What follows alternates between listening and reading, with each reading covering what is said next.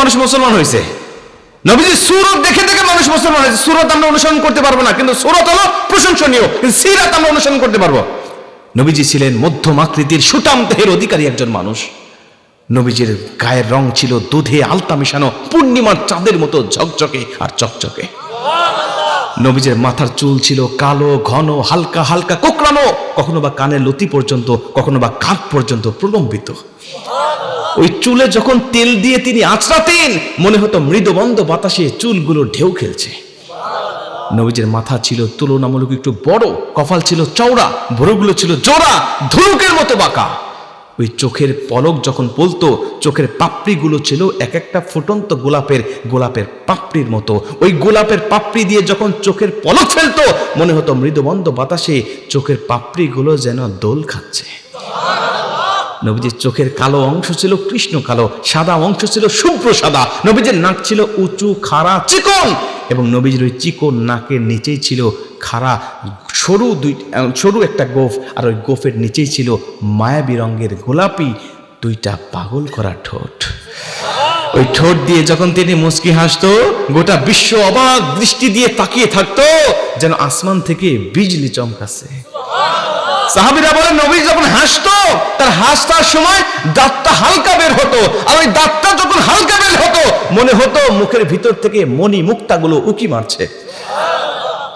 নবীজির দাড়ি মোবারক ছিল কালো, ঘন, বক্ষ পর্যন্ত প্রসারিত। নবীজির বক্ষ ছিল বীর বাহাদুরের মতো প্রসারিত।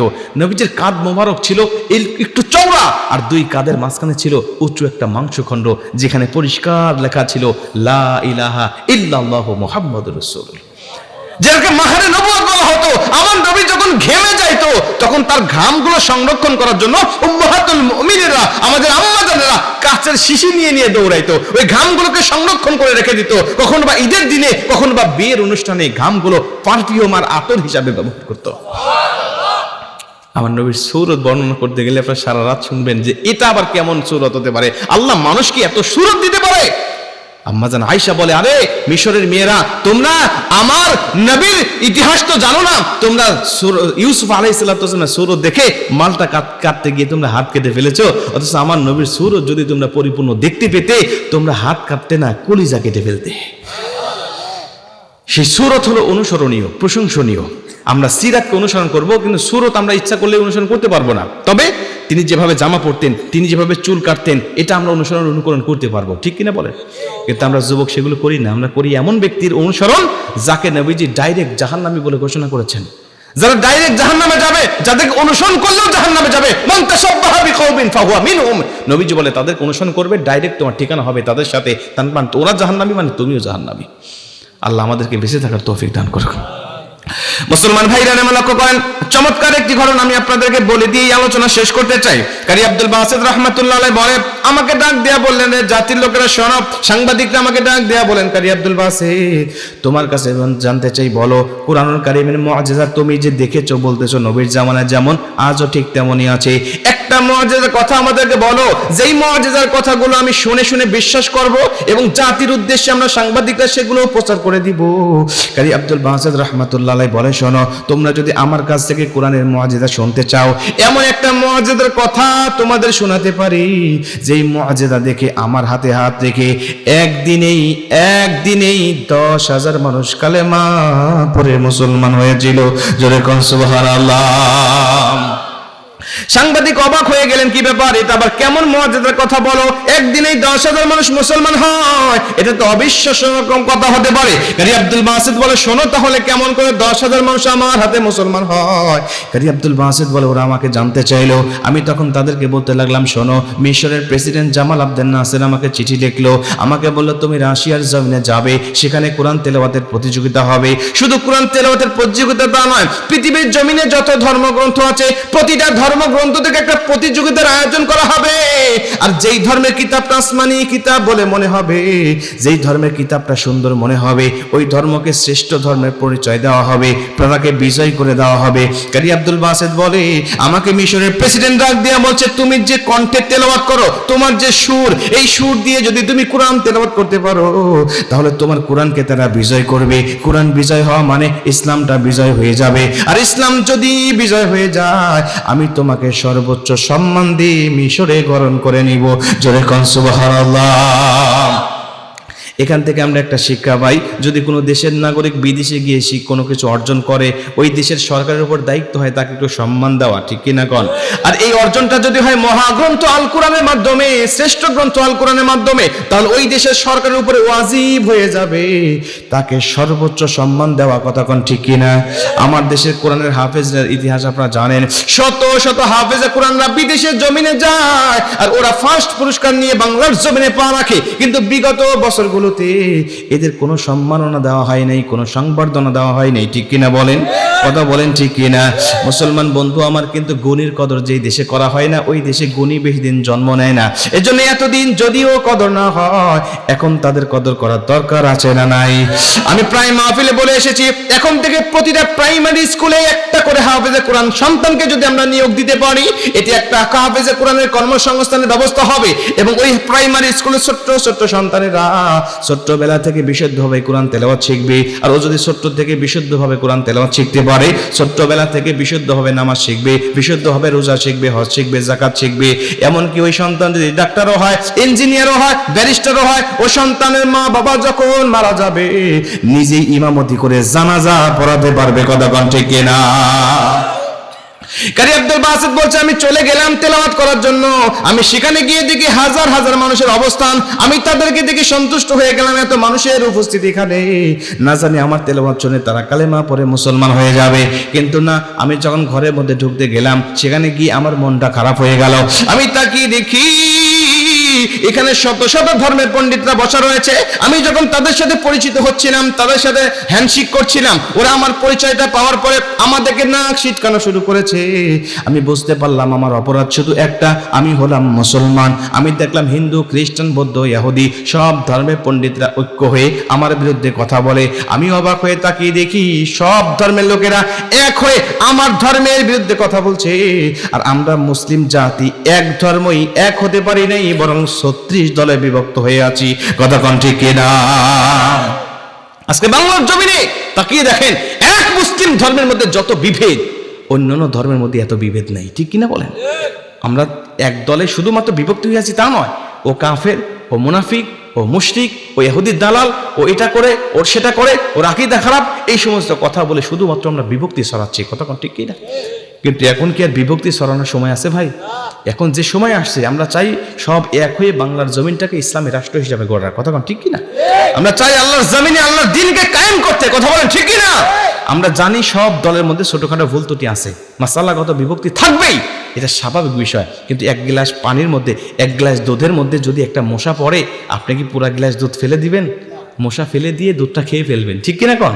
ঠিক তেমনি ভাবে প্রত্যেকটা দলের মধ্যে ভুল ত্রুটি আছে, ওই মশার মতো ভুল ত্রুটিগুলো ফেলে দেন আর দুধের মতো একত্রিত করে নিয়ে ঐক্য হয়ে বাংলার জমিন ইসলামী রাষ্ট্র হিসেবে করার আন্দোলন করেন, কথা কোন ঠিক না?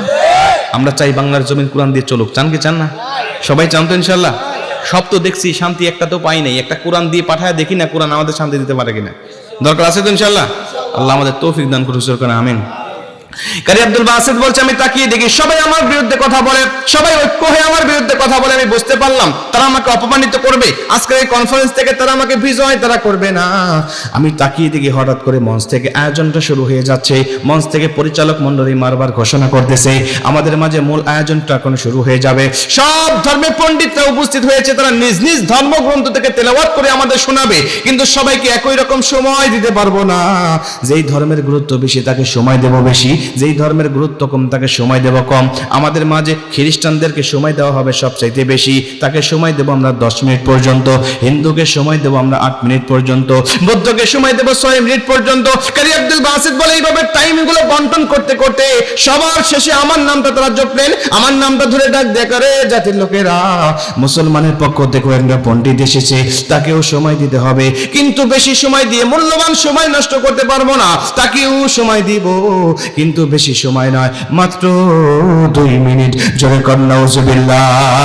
কারি আব্দুল বাসিত বলে জাতির লোকেরা শোনো, যখন আমাকে 2 মিনিট সময় দিয়েছে আমার হৃদয়টা ভেঙে চৌচির হয়ে গেছে, কারণ আমার আল্লাহ পাক আমাকে এত লম্বা নিঃশ্বাস দান করেছিল, এক নিঃশ্বাসে আমি 2 মিনিটের উপরে তেলাওয়াত করতে পারতাম। তার মানে বুঝতে পারলাম তারা আমাকে 2 মিনিট পর্যন্ত মানে এক নিঃশ্বাস পর্যন্ত আমাকে সময় দিল না। তার মানে তারা আমাকে অপমান করার জন্য সিদ্ধান্ত নিয়েছে, মারাত্মক চক্রান্ত তৈরি করেছে। আমি দেরি করি নাই, আমি আল্লাহ পাকের কাছে কুদরতি সেজদায় পড়ে পড়ে দোয়া করা শুরু করে দিয়েছি। আল্লাহকে ডাক দিয়ে বললাম, আল্লাহ কুরআন নাজিল করেছো তুমি, আর হেফাজতের দায়িত্ব নিজের হাতে রেখে দিয়েছো। আল্লাহ তুমি যদি চাও কোরআনের মানকে উঁচা করতে, আল্লাহ দুনিয়ার কোনো নাস্তিক মুরতাদ রাম বাম ইহুদির ক্ষমতা নেই কোরআনের মানকে খাটো করে দিতে।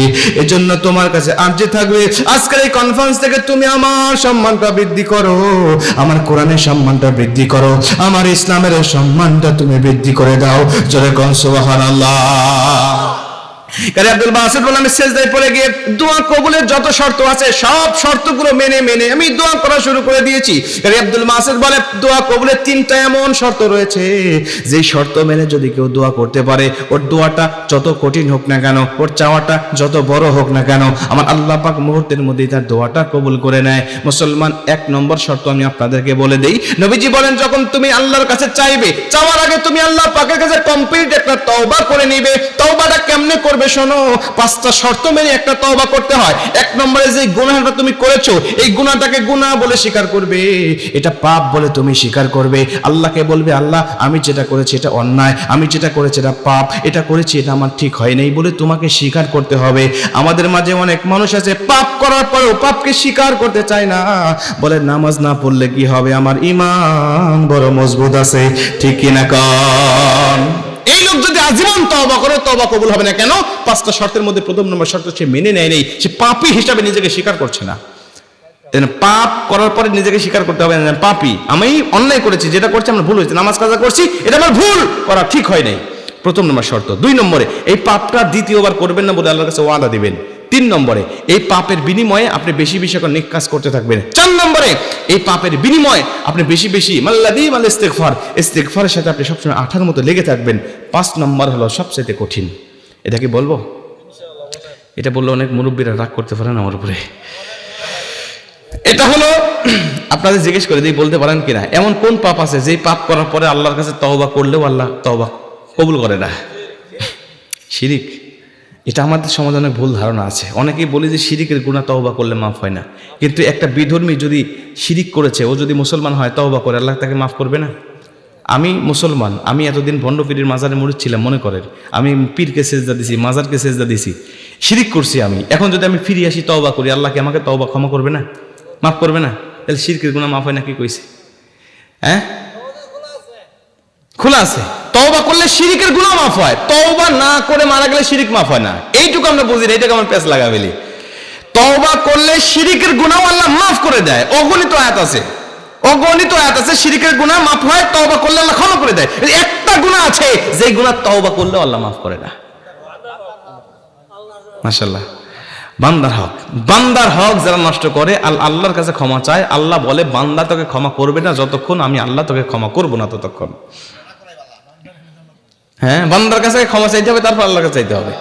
এখন অনেক মুরব্বী বাজানরা আছেন, সন্তান 2টা, বড়টাকে ফাঁকি দিয়ে ছোটটার নামে সব লিখে দিচ্ছেন। একটা মেয়ে একটা ছেলে, মেয়েকে কিছুই দেন নাই, মাথায় হাত দিয়ে দোয়া করছেন, মা তোকে আমি দোয়া করবো আল্লাহ তোর সম্পদের অভাব দিবি না, তোর সম্পদটা তোর ভাইকে দিয়ে দিলাম। এখন মুরব্বী বাজানকে আমি বলতে চাই, আপনার যদি দোয়া এতই কবুল হয়, আপনার দোয়ায় যদি সত্যি আপনার মেয়ের ভাগ্য পরিবর্তন হয়ে যায়, অভাব না দেয়, তাহলে এই দোয়াটা আপনার ছেলের কাছে করেন। ছেলেকে বলেন, বাবা তোকে আমি আল্লাহর কাছে দোয়া করলাম, তোকে অভাব দিবে না, তোর সম্পদগুলো তোর বোনকে দিয়ে দিলাম। বাটাম কিভাবে ফাটানো লাগে তখন ফাটাবে, কতক্ষণ, ঠিক কিনা? কিন্তু নরম জায়গায় আমরা গরম দেখাতে পারি, শক্ত জায়গায় আমরা পারি না। এদের অধিকাংশ বাবাগুলো আজকে মেয়েদেরকে ঠকাচ্ছে, ঠিক না ভাই? ঠিক বলেন। মেয়ের হক যদি আপনি নষ্ট করেন, আল্লাহর কসম আল্লাহ নবী বলছে না যে মেয়ে মারা গেলে, মেয়ে জন্ম দিলে পরে একটা জান্নাত পেয়ে গেলে, এটা জানেন না আপনারা? কিন্তু মেয়ে জন্ম দিয়ে মেয়েকে ফাঁকি দিয়েছেন, আর ওই মেয়ের জন্য আপনি জান্নাত আশা করতেছেন। শুনে, যাদের ঘরে কন্যা সন্তান আছে তাদেরকে বলি, ভুল করেও 3টা কাজ করবেন না। যদি করেন আপনার ঠিকানা হবে জাহান্নাম। যাদের ঘরে কন্যা সন্তান আছে, ভুল করেও 3টা কাজ করবেন না। যদি করেন মারাত্মক গুনাহগার হবেন, আপনার কন্যা সন্তান পথভ্রষ্ট হবে, এবং এই কন্যা সন্তান জন্ম নেওয়ার কারণে নবীজি যে জান্নাতের ঘোষণা আপনাকে দিয়েছিল, এই জান্নাত থেকে আপনি মাহরুম হবেন। বলবো কি 3টা কথা? 1 নম্বরে, ছোট্ট থেকে এই সন্তানকে হায়া শিক্ষা দিবেন, লজ্জা শিক্ষা দিবেন। এই সন্তানকে অন্য কোনো পরপুরুষের কোলে দিবেন না। সন্তান যদি নবজাতক হয়, 2 মাস 5 মাস একদম কেবল হয়েছে, এমন সন্তান কোলে দেন, কোনো সমস্যা নেই। কিন্তু সন্তান বয়স হয়ে গেছে 3 বছর 5 বছর 7 বছর, আপনি তারপরে অন্য পরপুরুষের কোলে সন্তানকে দিচ্ছেন, মনে রাখবেন এই সন্তান হতে পারে যার কোলে দিচ্ছেন সে হয়তো বা ভালো, কিন্তু সে তো পরপুরুষ। ওই সন্তানকে আপনার ছোট্ট থেকে হায়া শিক্ষা না দেওয়ার কারণে আপনার সন্তানকে সঠিক শিক্ষা আপনি দিতে পারেননি। আজকে বর্তমান পরিস্থিতি দেখেন, ছোট্ট ছোট্ট শিশু বাচ্চা থেকে 80 বছরের বৃদ্ধা পর্যন্ত আজকে ধর্ষিত হচ্ছে। কিন্তু হতে পারে না যার কোলে দিয়েছেন সে ভালো মানুষ, কিন্তু ছোট্ট থেকে তো আপনার সন্তানকে আপনি হায়া শিক্ষা দিতে পারেন নাই। নবীজি বলেন, আল হায়া ও শুরবাতুম মিনাল ঈমান, লজ্জা হলো ঈমানের অঙ্গ। অন্য একটা হাদিসের মধ্যে বলেন, লজ্জা হলো ঈমানের অর্ধেক। আপনি সন্তান জন্ম দিয়েছেন বলে জান্নাত পেয়ে গেছেন তা নয়। সন্তানকে দ্বীন শিক্ষা দিতে হবে, সন্তানকে কোরআন শিক্ষা দিতে হবে, সন্তানকে ইসলাম শিক্ষা দিতে হবে, সন্তানকে হায়া লজ্জা শিক্ষা দিতে হবে। কারণ যার লজ্জা আছে তার সব আছে, যার লজ্জা নাই তার কিচ্ছু নাই। প্রথম নম্বর কথা হলো, সন্তানকে কোনো পরপুরুষের কোলে দিবেন না এবং তাকে হায়া শিক্ষা দিবেন। 2 নম্বরে এই সন্তানকে আল্লাহ পাক যে হুকুমগুলো করেছেন, এই হুকুমগুলো অর্থাৎ মেরাসের যে বন্টন, এই বন্টনগুলো আপনি যদি দুনিয়া থেকে করে যেতে পারেন তাহলে সঠিকভাবে করবেন। আজকে অধিকাংশ মা বাবা আছি আমরা, মেয়েকে নিজের বাড়ি থেকে আমরা অবহেলা শুরু করি। একটা মাছ যদি সংসারের মধ্যে নিয়ে আসা হয়, একটা মাছ যদি রান্না করা হয়, ওই মাছের বড় মাথাটা আমরা মেয়েকে না দিয়ে ছেলেকে দেই। কোনো বাবা বলতে পারবেন না যে আমার সব মাছের বড় মাথাগুলো আমার মেয়ের পাতে যায়। এই মেয়ে বাবার বাড়ি থাকতেও বড় মাছের মাথাটা খাইতে পারে নাই, যখন বেটার বউ হয়ে অন্য কারো ঘরে যাবে তখন কি মাছের মাথা দিবে? মাছই পাইতো না। ঠিক বলছে, মাছই পাইতো না। সবাইকে খাওয়ানোর শেষে দেখতেছে আর কোনো মাছ নাই, এখন শুধু তরকারি ঝোল পড়ে আছে, ওটা দিয়েই সে খাবার শেষ করে। কথা কোন ঠিক কি না? আপনার মেয়েকে আপনি শিক্ষা দিতে পারেন নাই, আপনার মেয়েকে আপনি ছোট্ট থেকেই ভালোবাসতে পারেন নাই, এ তো অবহেলিত হবেই, এ তো লাঞ্ছিত হবেই, এটা পদদলিত হবেই। এই জন্য মেয়েকে, কন্যা সন্তানকে ভালোবাসতে হবে। নবীজি বলেন, মেয়ের ব্যাপারে যত হাদিসের ভাই যদি বলি, শুধু মেয়েদেরকে নিয়ে আমি একটা সাবজেক্ট বানাতে পারবো। নবীজি বলেন, নবীজি একসময় ওয়াজ করতেছে, এভাবে ওয়াজ করতে করতে হঠাৎ করে একজন সাহাবীর কোলে তার একটা ছোট্ট পুত্র সন্তান আসছে। নবীজি দেখতেছেন ওই পুত্র সন্তানকে সাহাবী কোলে নিয়ে চোখে মুখে চুমা খেয়ে তার কোলের মধ্যে বসা রাখছে একটা পায়ের উপরে। কিছুক্ষণ পরে ওই সাহাবীর আরেকটা কন্যা সন্তান আসছে, ছোট্ট মাসুম বাচ্চা। ওই কন্যা সন্তান আসার পরে ওই কন্যা সন্তানকে চুমা দিলেন না, আদর করলেন না, শুধুমাত্র পায়ের উপরে বসা রাখলেন। এই ছোট্ট ব্যবধানটা নবীর চোখ এড়ায় নাই, নবী দেখতে পেরেছেন। ওয়াজ বন্ধ করে ডাক দিয়ে বলছেন, সাহাবী তোমার ওটা কে? বলছে আমার ছেলে সন্তান। ওকে আদর করলে আর তোমার কন্যা সন্তানকে তুমি আদর না করে কোলে বসায় রাখলে, এই বৈষম্য কেন বলো? সাহাবী কেঁদে ফেলছেন, নবীজি আমি তো এত কিছু মনে করি নাই। নবীজি বলছে, কেন মনে করবে না বলো? তোমার সন্তানকে যদি তুমি সঠিকভাবে আদর স্নেহ না করতে পারো, বৈষম্য করো, একটাকে ভালোবেসেছো আর একটাকে খারাপ বেসেছো, আমি নবী বলছি কিয়ামতের ময়দানে তোমার ওই বাচ্চার কারণে তুমি জাহান্নামী হয়ে যেতে পারো। এই জন্য বৈষম্য করবেন না। ছেলেকে বেশি ভালোবাসতেছেন, মেয়েকে কম ভালোবাসতেন তা নয়। আপনি সবসময় সমান চোখে দেখবেন। বাজার থেকে কিছু নিয়ে আসলে মেয়ের হাতে আগে দিবেন। ছেলে তো সারা জীবন আপনার সংসারে থাকবে, মেয়ে তো থাকবে না, 18 বছর 20 বছর পরে সে চলে যাবে অন্যের ঘরে। এই জন্য ভালোবাসতে হবে। রাজি আছেন তো ইনশাল্লাহ? এরপর 3 নম্বরে, সম্পদ বন্টন করতে গিয়ে কখনো মেয়েকে ফাঁকি দিবেন না। পারবেন তো ইনশাল্লাহ? অনেক বাবা আছি, হাজী সাহেব হজ করতে যাওয়ার সময় মেয়ের মাথায় হাত দিয়ে দোয়া করে, মা তোর জন্য দোয়া করব, তোর ভাইয়ের সম্পত্তিটা তোর ভাইকে দিয়ে দিল। আপনি যদি মেয়েকে ফাঁকি দিয়ে হজ করেন, কিয়ামত পর্যন্ত হায়াত পাবেন, কিয়ামত পর্যন্ত হজ করবেন। আল্লাহর কসম, ওই মেয়ে যদি আপনাকে ক্ষমা না করে, আল্লাহ আপনাকে ক্ষমা করবে না। আল্লাহ আমাদের শরীর বুঝ দান করুক।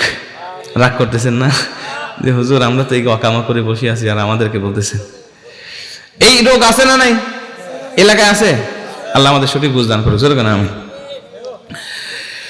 লক্ষ্য করেন মুসলমান ভাইরা আমার, কারি আব্দুল বাসিত রাহমাতুল্লাহ আলাইহি বলছেন, আমি দোয়া করলে শর্তগুলো মেনে নিলাম, আল্লাহ পাকের কাছে তওবা করে নিলাম। 2 নম্বরে আরেকটা শর্ত মেনে নিলাম, আল্লাহ পাক সূরা আরাফের মধ্যে বলছে যদি কোনো ব্যক্তি দোয়া করার সময় এইভাবে আমি আল্লাহ পাকের কাছে দোয়া করতে পারে, আমি আল্লাহ পাক বলে দিলাম ওই ব্যক্তির দোয়াটা কবুল করে আমি আল্লাহ পাক মুহূর্তের মধ্যেই তার দুহাত ভরে দান করে দেব।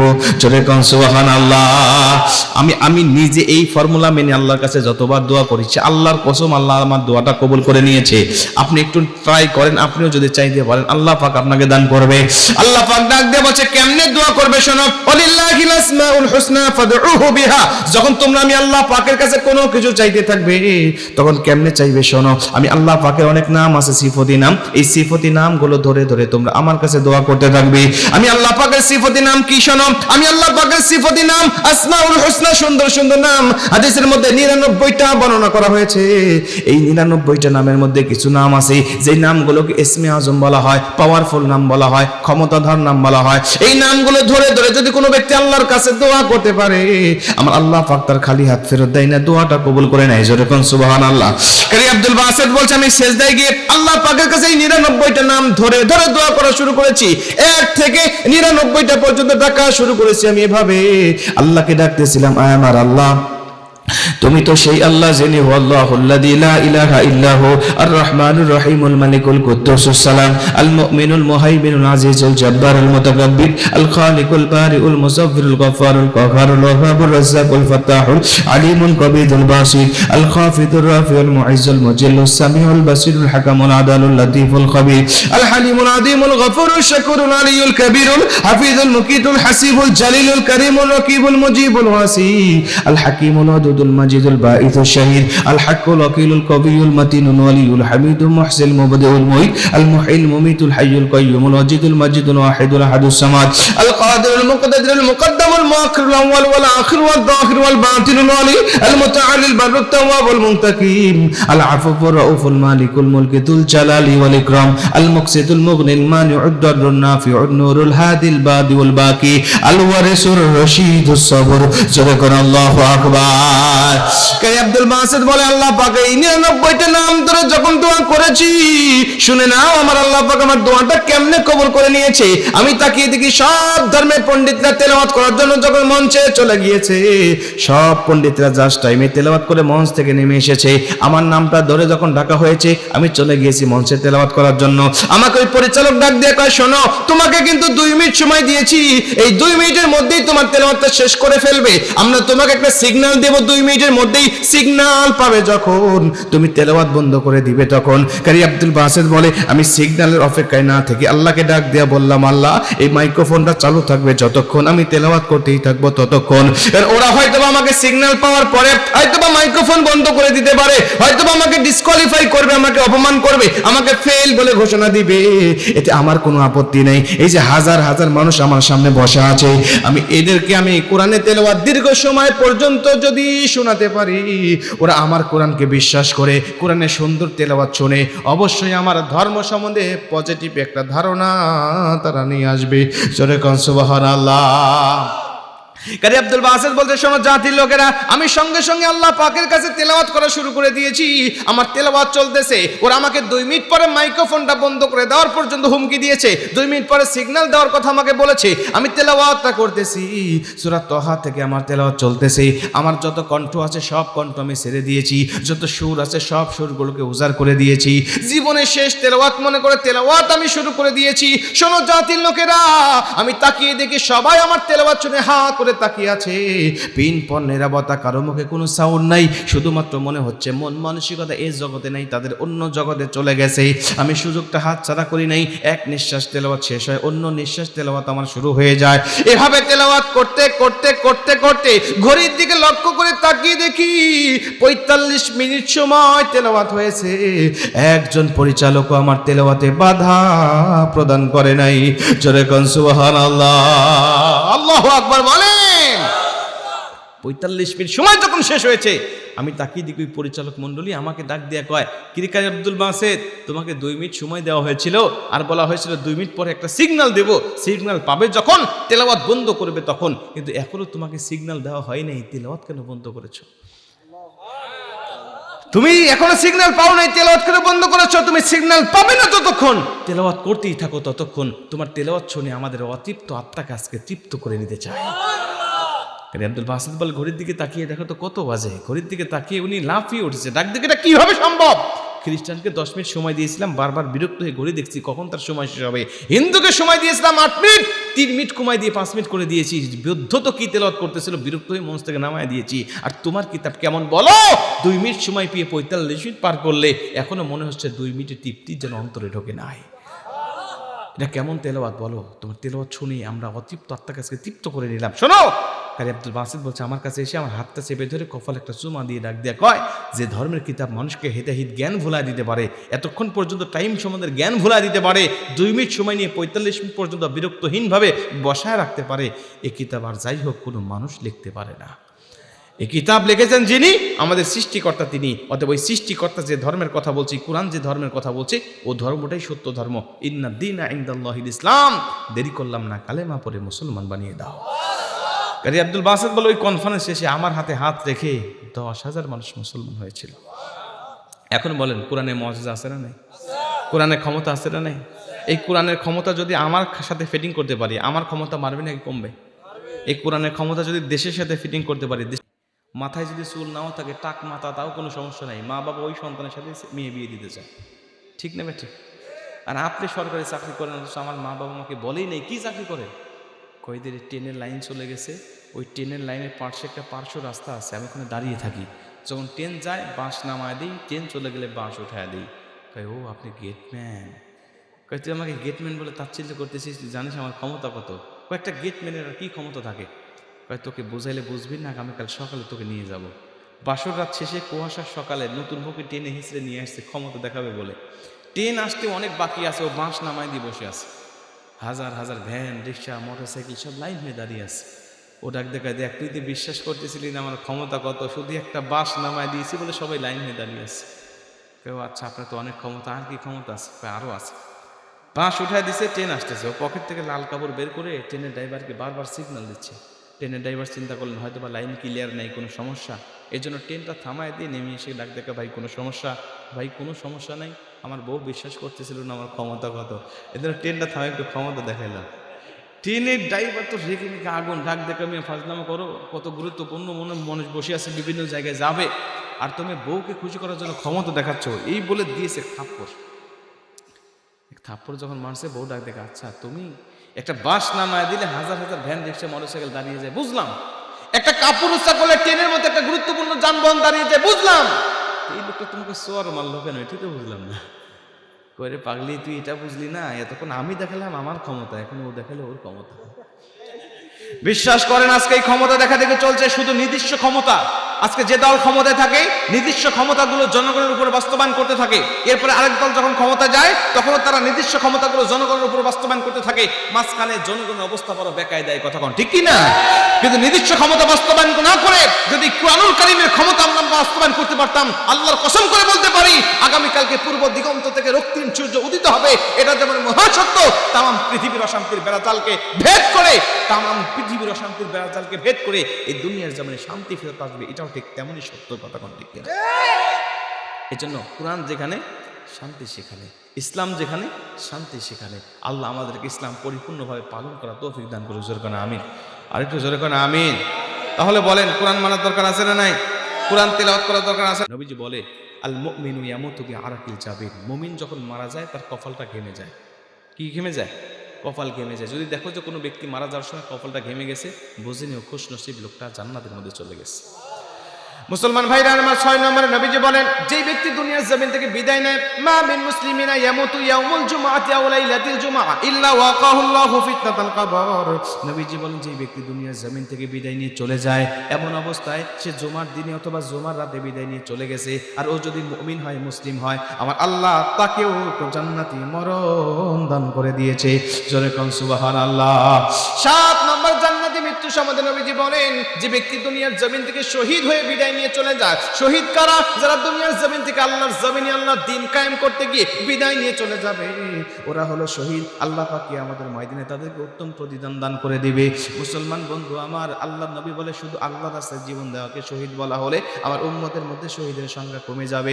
এজন্য আমার আল্লাহ ভালোবেসে বেশে আমার উম্মতের আরো 7টা মরণকে শহীদি মর্যাদা দান করেছে। এই 7টা মরণ কি? নবীজি বলেন, আল গারিকু শাহিদুন, যদি কোনো ব্যক্তি পানিতে ডুবে মারা যায় আর ও যদি মুমিন হয়, আমার আল্লাহ তাকে শহীদি মরণ দান করে দেয়। সুবহানাল্লাহ বলেন। আল বাতনু শাহিদুন, যদি কোনো ব্যক্তি পেটের পীড়ায় দুনিয়া থেকে বিদায় নিয়ে চলে যায় আর ও যদি মুমিন হয়, আমার আল্লাহ পাক তাকেও শহীদি মরণ দান করে দেয়। 3 নম্বরে নবীজি বলেন, যে ব্যক্তি আগুনে পড়ে মারা যায় ও যদি মুমিন হয়, আমার আল্লাহ পাক তাকেও শহীদি মরণ দান করে দেয়। 4 নম্বরে যদি কোনো ব্যক্তি মাটি চাপা পড়ে মারা যায়, এই হাদিসটাকে ব্যাখ্যা করে মুহাদ্দিসটা একটু বাড়ায় বলছে, মাটি চাপা, গাড়ি চাপা, পাথর চাপা, পাহাড় চাপা, এই চাপা পড়ে যারা দুনিয়ার থেকে বিদায় নিয়ে চলে যাবে আর ও যদি মুমিন হয়, আমার আল্লাহ পাক তাকেও শহীদি মরণ দান করে দেয়। 5 নম্বরে নবীজি বলেন, যেই ব্যক্তি দুনিয়ার জমিন থেকে পার্শ্ব দেশে ফোরা উঠে দুনিয়া থেকে বিদায় নিয়ে চলে যায়, এই ফোরা উঠে দুনিয়া থেকে বিদায় নিয়ে যাওয়ার কারণে আমার আল্লাহ পাক তাকেও শহীদি মরণ দান করে দেয়।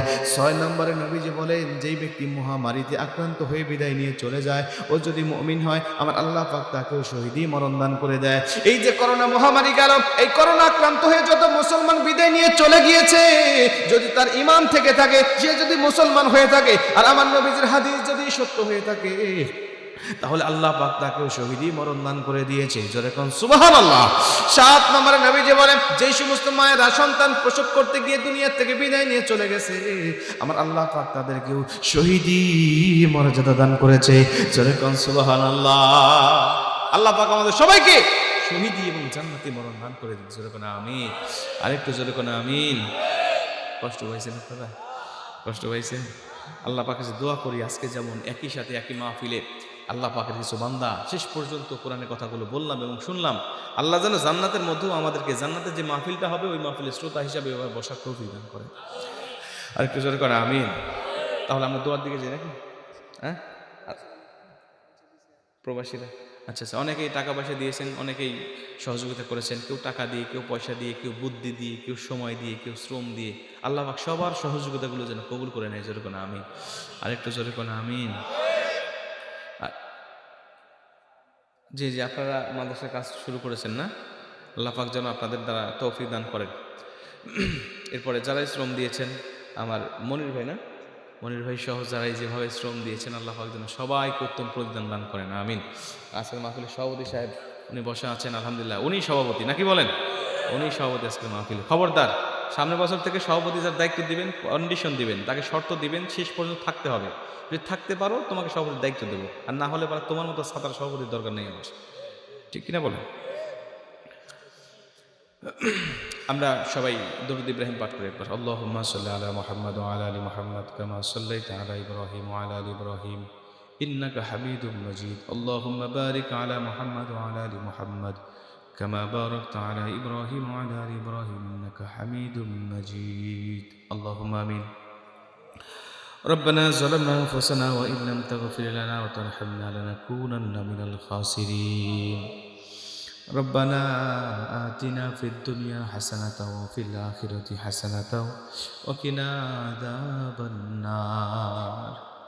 رب ارحمهما كما ربياني صغيرا وقل رب ارحمهما كما ربياني صغيرا. আমার মালিক কুদরতি নজর দিয়ে তাকিয়ে দেখেন, আমি গুনাহগার আপনার কিছু পাগল বান্দাদেরকে নিয়ে দীর্ঘ সময় পর্যন্ত কোরআন হাদিস থেকে আলোচনা করতেছিলাম। আল্লাহ, আপনার বান্দারা চাতক পাখির ন্যায় তাকিয়ে তাকিয়ে কথাগুলো শুনতেছিল। আল্লাহ, তাদের তৃপ্তি যেন হয় না, তারা আরো শুনতে চায়। আমি জানি দুনিয়ার জমিনে কোরআন শুনিয়ে তাদের তৃপ্তি দেওয়া সম্ভব হবে না, তারা তৃপ্তি পাবে সেই দিন জান্নাতের ভিতরে আপনার কণ্ঠে কোরআনুল কারীমের তেলাওয়াত শুনতে পাবে যেই দিন। আজকে যেমন একই সাথে একই মাহফিলে একই ময়দানে কোরআনের কথাগুলো বললাম এবং শুনলাম, জান্নাতের ভিতরে আমাদের সবাইকে শ্রোতা হিসাবে বসার তৌফিক দান করে দিয়েন আল্লাহ। আল্লাহ আজকের মাহফিলটাকে আপনি কবুল আর মঞ্জুর করে নেন। আজকের মাহফিলে যারা টাকা দিয়ে, পয়সা দিয়ে, বুদ্ধি দিয়ে, সময় দিয়ে, শ্রম দিয়ে সহযোগিতা করেছে, তাদেরকে উত্তম প্রতিদান আপনি দান করে দেন। আল্লাহ তাআলা মেহেরবানি করে আজকের মাহফিলের সভাপতি থেকে শুরু করে নিয়ে যারা যেভাবেই শ্রম দিয়েছে আল্লাহ সবাইকে আপনি কবুল আর মঞ্জুর করে নেন। আল্লাহ পদ্র অঞ্চল থেকে যত মা বোনেরা হাত তুলেছে আল্লাহ কবুল করে নেন। আমরা যারা হাত তুলেছি আমাদের আপন আপন মা বাবা, ভাই বোন, আত্মীয় স্বজন, পাড়া প্রতিবেশী, দাদা দাদি, নানা নানি, শ্বশুর শাশুড়ি যারা বিদায় নিয়ে চলে গেছে সবার কবর